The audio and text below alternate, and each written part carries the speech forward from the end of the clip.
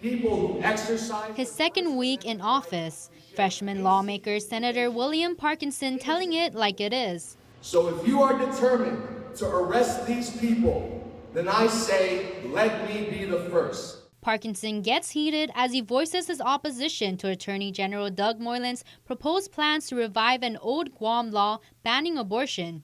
Speaking at a press conference in the Guam Congress building earlier today, Parkinson did not hold back. It is a gag order under threat of criminal prosecution to every doctor, nurse, mother, father, sister, brother, family member, or friend who supports women and girls when trying to make a very personal medical choice.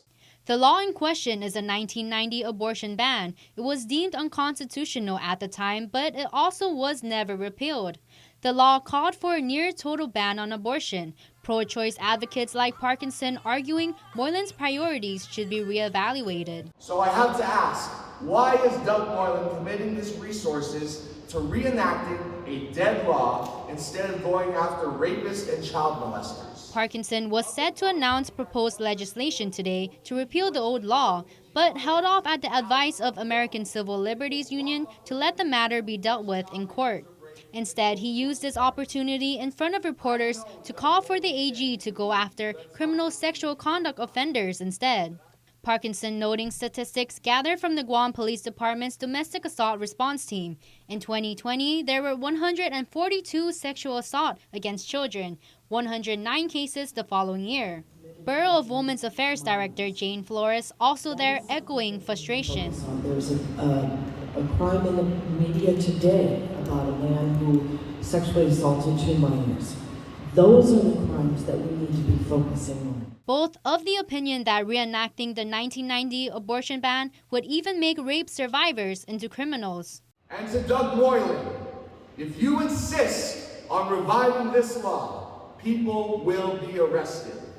Pregnant women, young girls, people who exercise their First Amendment right to share basic information, innocent people. AG Moylan sending this response to KUAM saying, quote, "Until the Guam legislature duly passes a law repealing or changing Public Law 20-134, my duty to the people remains to enforce such laws duly passed by the legislature. The legislature determined already in 1990 what constitutes a crime and punishment as a matter of public policy. However, one of the common law powers of the AG is to decide if a person should be charged with the crime. I intend to review each case on a case-by-case basis on charging the woman for violating the law to decide if it should be criminally charged.